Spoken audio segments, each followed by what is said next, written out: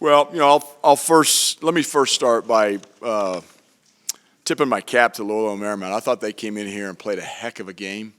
We knew it wasn't going to be easy, and it wasn't. And I think sometimes you expect so much of yourself and your team that you forget that, they got good players too. And boy, Eli Scott, what a terrific basketball player. We knew that coming into the game, watching film. I mentioned to Coach Dunlap before the game, I love that kid can play. And he proved it tonight. And that's what good players do. They come into opposing buildings and step up, and that kid did. So I think, number one, we have to tip our cap to them. And then number two, we make it really hard on ourselves. And we have to make the game simpler and easier. And the way you do that is by just making simple and easy plays.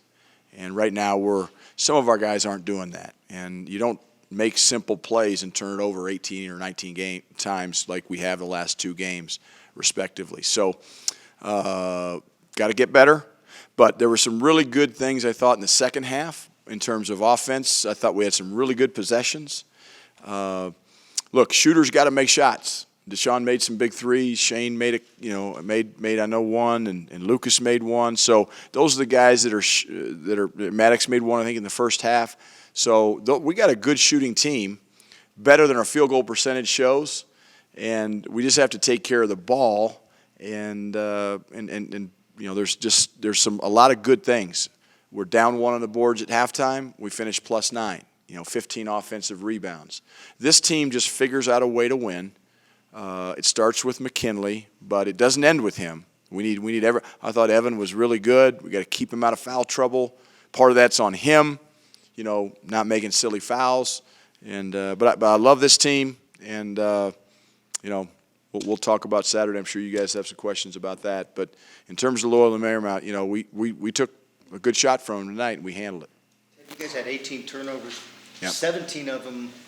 The 17-point came with about 10 minutes left in the game, and then I think you had won the last 10 minutes. Is that what you're talking about? Yes. As far as making it simple and doing. Yeah, and that's what I'm talking about in the second half. I thought we did a lot better job. The first 30 minutes, we turned it over 17 times. The last 10 minutes, once. Free throw shooting. I mean, we were trying to press, believe it or not.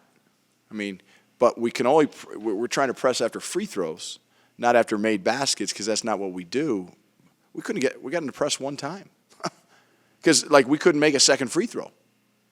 Especially early in the game, first part of the second half. And finally, we just said, you know what, let's just guard man full and try to wear him down. But so anyway, free throw shooting comes and goes, and turnovers, man. You go a stretch where you turn it over 17 times in 30 minutes and then once in 10. It's like, at some point, consistency's got to try to kick in. But it's early, and I think this team is still learning. And I think one of the things I talked to our team about, I don't want anybody feeling sorry for themselves. And right now we got a 10-man rotation. Some guys aren't playing as much as they want. Had a quick hook tonight on some guys as a result of no box outs and as a result of turning the dang thing over. Just silly turnovers. And we got to get rid of those. On a quick hook, was that with Tyler? Or was that was Tyler. That was Lucas. Yeah, absolutely. Tyler, free throw box out. He's boxing out a guard. Lucas, free throw box out. Guy goes right by him, catches it, lays it in. Yeah. It's just like, come on. Dalen's in the press. He's got one guy on him. He throws it right to Lloyd. No. Guess what, guys? We can't do that. And I can't do it after every turnover, but free throw box outs. Come on. From a senior and a junior, and then Dalen needs to play better. I thought he did some really good things in the second half, but those turnovers, we got to get rid of that, and he has to understand that. Everybody has to understand that. McKinley had 3, but he played 38 minutes. He's got the ball in his hands, 70% of the time, so he's going to have some turnovers, and I'm not saying he needs to get better too. There were some reads he didn't make and plays he didn't make today, but look. He makes plays when he needs to make plays, and Tyler had some big blocks at the end. We know what they're capable of. We've got to play more to the level of our capability. I guess that's the best way to put it. More to the level of our – and the one thing about this team is we are capable.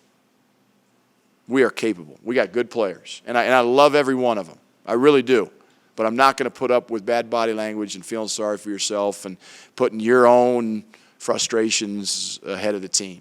It's about winning basketball games and what can you do to help this team get that done. I know you talk about you're always going to get everybody's best shot when you're Yeah. a top 20 team. Did this kind of settle in tonight and provide Absolutely. a lesson that you? I hope so. You know, we said the same thing after Irvine. We said the same thing after Sac State. We said the same thing, tonight, Loyola Marymount. We tell them before the game. We reiterate it after the game, okay? And I promise you, in Allen Fieldhouse, we're going to get KU's best shot. I mean, check their record there. It's pretty dang good. How closely do you follow your old alma mater and their basketball team? I follow the scores. Yeah, I don't get a chance. As a college basketball coach, you don't get a chance to sit down and watch full games very often. You just don't have the time. But I certainly follow their scores, and I know they've got good players, and obviously Bill Self's a Hall of Fame coach, and so yeah. The one thing I know about KU is they're pretty darn good every single night out. They're not perfect, they can be beat, but it's to go into Allen Fieldhouse and win. You better take care of the ball, you better control tempo, and you better guard and not let them get on their runs, because that crowd is unlike anything any of our players have seen yet. We're not going to be afraid. We respect everybody. We fear nobody, but we better be ready to handle the ball better than we have the last two games. Offensively speaking, was this the most confident you've seen Dalen this season? And is Yeah. there any correlation to kind of getting him going and bringing him off the bench? Yeah, I think, number one, bringing him off the bench gives him a little less pressure. It allows, hopefully, McKinley played 30. I don't want to play McKinley 38 minutes. That's too heavy. I'd like to play him 32. But tonight, I just felt like, when the game's we need that guy on the floor when the game's tight. Eli gives us an extra defender. Dalen is really good in transition. I thought we made a great and at the end of the shot clock, he made some really good plays at the rim, got to the foul line. We pitched ahead to him in the first half, and he in the open floor, Dalen's really good.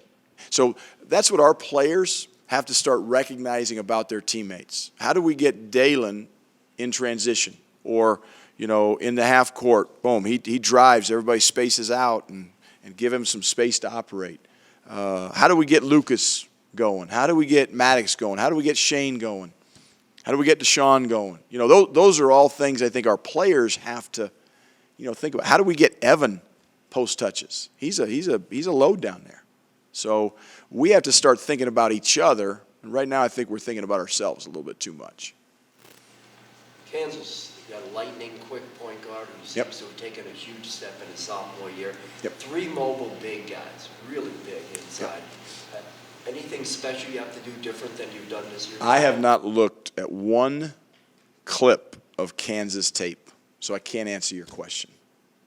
I know Devin Dotson's, on the, everybody's All-American lists and Wooden Award lists and all that stuff. I know he's a hell of a player. I know the Azubuike kid down low is a hell of a player. They got good players. I know that. I can't speak to their personnel because I haven't watched. Now, you ask me that 24 hours from now, I might have an answer, but right now I don't. And that's the truth. Sean just quietly just getting a little bit more confident. Yeah. And finding his shot and at his moment. Yeah, and I think McKinley's done a really good job. Did a great job tonight of finding him.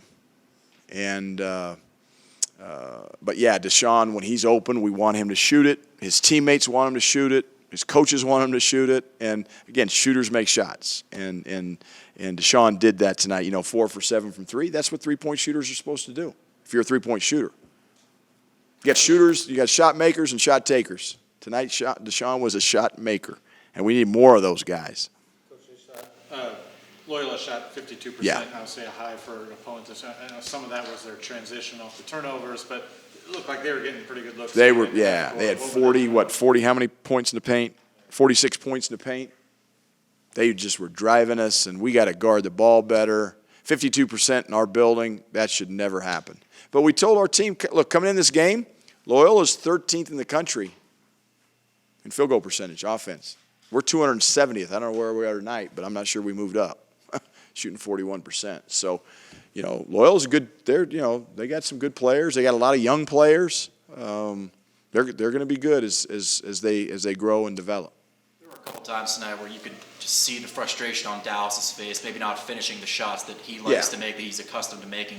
From your perspective, do you kind of get the feeling that he's still just getting some rust off in that kind of mode? I thought Dallas's minutes tonight were good. What I'd like to see is I would like to see that same level of frustration on our players' faces when they make silly fouls, or they're out there guarding a guy 40 feet from the basket and he goes by him and shoots a layup. I'd like to see the frustration on our faces then, because that's what we got to get better at.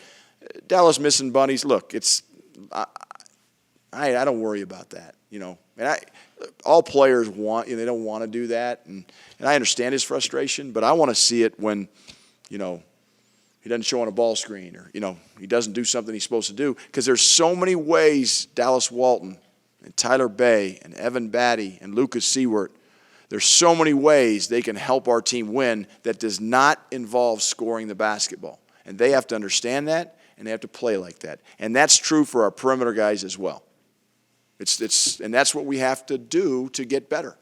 We all are worried about our shots or our missed bunnies. That's going to happen. I could care less about it. I don't want them to miss them, but hey, man, he came out and I said, dude, don't worry about that. Worry about the things that matter. Coach, Saturday is 3 years to the date after one of your biggest wins against Xavier, but more importantly, 6 years to the date of your win over Kansas in 2013. How often do you think about maybe what was one of your biggest wins here?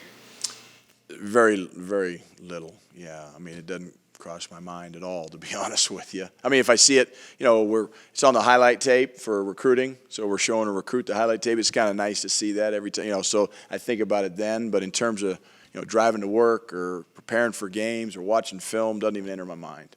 Neither does the Xavier game. So we've had a lot of good wins, and what I told our players is we have an opportunity on Saturday to go into a really, really special place in college basketball history and make a little history of our own. Now, it's not going to be easy, and we're not going to do it by turning the ball over and getting sped up. We're going to do it by executing and competing and doing the things we're capable of doing. And so all you can ask for in life is an opportunity, and our guys have it, and we have it, and let's go try to make the most of it. Okay? Thank you.